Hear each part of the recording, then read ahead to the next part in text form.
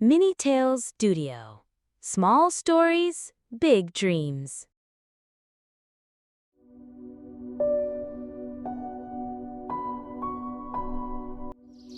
यहाँ एक खामोश वादी थी जहाँ परिंदे चहचहा रहे थे और नदियाँ सरगोशियाँ कर रही थीं। बच्चे हंस रहे थे, माएँ पानी भर रही थीं और जानवर धूप में अंगड़ाइयाँ ले रहे थे। मगर हर घर में हंसी खुशी नहीं थी। वहाँ अनिया रहती थी, खामोश हाथों वाली और सोने जैसे दिल वाली। जब दूसरे खेलते थे, अनिया सुबह से शाम तक काम किया करती थी। वो सफाई करती, पानी लाती, खाना पकाती, मगर किसी ने कभी शुक्रिया न कहा। उसके हाथ सख्त हो चुके थे, मगर दिल अब भी नर्म था। खामोशी में भी वो मेहरबानी को चिराग की तरह थामे रखती थी। कभी कभार अनिया खिड़की के पास बैठकर वो गाने गुनगुनाती थी जो उसकी माँ ने उसे सिखाए थे। उसे अपनी माँ की बाहें याद आती थीं, जमीन की तरह मजबूत और गर्म। यादों में माँ हमेशा मुस्कुराती थी, थकी होने के बावजूद भी। एक सर्द दोपहर अनिया कुएं के पास बैठी धागा काट रही थी। अचानक उसका तकला उसके हाथ से फिसल गया। वो घबरा गई और साकित हो गई। उसने गहरा सांस लिया और छलांग लगा दी। वो पानी में नहीं गिरी, बल्कि हैरत में उतरी। हवा उसके इर्द गिर्द संगीत की तरह चमकने लगी। फिर वो उतरी, धम्म से नहीं बल्कि एक सांस के साथ। वो एक ऐसी जगह पर आ चुकी थी जो उसने पहले कभी नहीं देखी थी।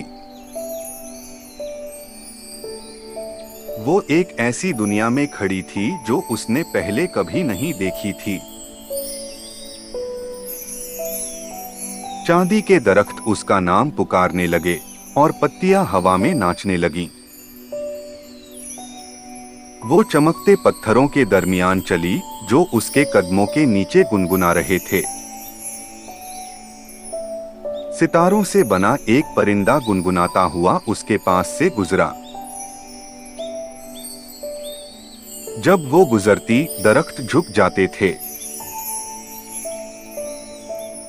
और पत्थर उसके कदमों के नीचे नरमी से गुनगुनाते थे। इस सरजमीन में हर चीज जिंदा थी। फिर आई वो औरत, वक्त से भी पुरानी मगर बहार जैसी मुस्कुराहट वाली। वो रोशनी को अपने कदमों के नीचे लेकर चलती थी। बच्ची, क्या तुम मेरे साथ आसमान को हिलाने में मदद करोगी? मैं कोशिश कर सकती हूँ। हर सुबह अन्या पंखों वाला बिस्तर झाड़ती थी। वो बादलों को उस वक्त तक साफ करती जब तक वो चमकने न लगे। वो उन उड़ती बिल्लियों को खाना देती जो सितारों की रखवाली करती थीं। और वो उन मछलियों को गाना सुनाती जो सुनकर चमकने लगती थीं। वक्त घंटों या दिनों में नहीं गुजरा, बल्कि गानों, मुस्कुराहटों और धूप में गुजरा। उसने बादलों की सब मखलूकात के नाम सीख लिए। मदर होले खामोश फख्र के साथ उसे देखती। अन्या ने एक ऐसी दुनिया पाली थी जहां मेहरबानी सब कुछ थी। एक रात उसने आसमानी बाग के बाहर हल्की सिसकियों की आवाज सुनी। एक छोटा सा बादल कुत्ता हवा में कांप रहा था, गुम और खौफजदा। बगैर कुछ सोचे अन्या ने उसे अपनी बाहों में ले लिया। उसने वो लोरी गुनगुनाई जो उसकी माँ गाया करती थी। मदर होले ने कहा, बेटी तुमने काफी काम कर लिया, अब तुम वापस जा सकती हो।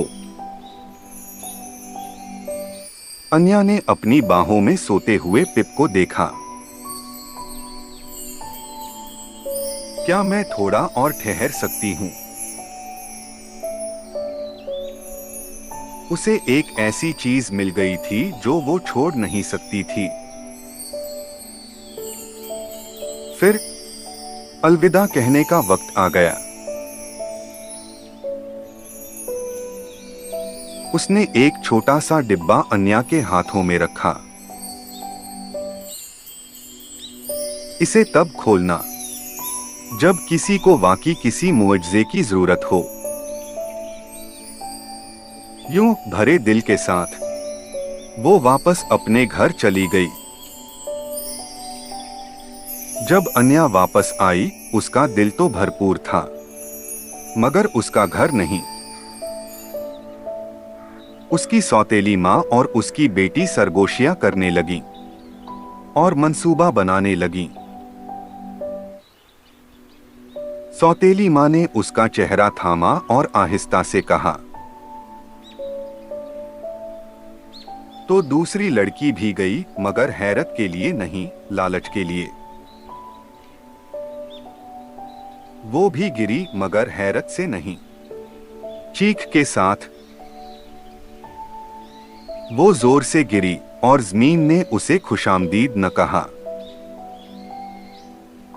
एक पेड़ ने मदद मांगी।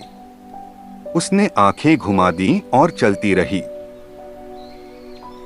वो पत्थर जो अन्या के लिए गाते थे, उसके कदमों से बुझ गए। अन्या खामोशी के रास्ते पर चलती हुई वापस आई। अन्या उसके पास बैठी, न गुस्सा न घमंड, सिर्फ ख्याल।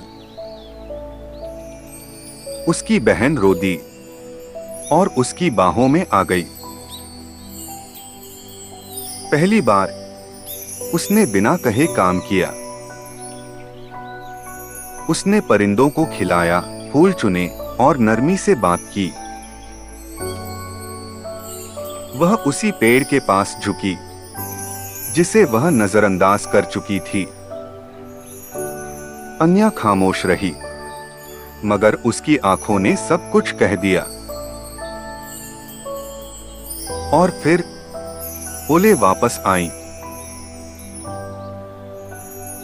ओले ने कहा, अब तोहफा खोलो। रोशनी निकली, रखने के लिए नहीं, देने के लिए। और जो दो पहले अलग थीं, अब साथ खड़ी थीं। और यूं दुनिया मेहरबानी से मुकम्मल हो गई। Thanks for watching Mini Tale Studio. Small stories, big dreams. Don't forget to like, share, and subscribe for more magical tales.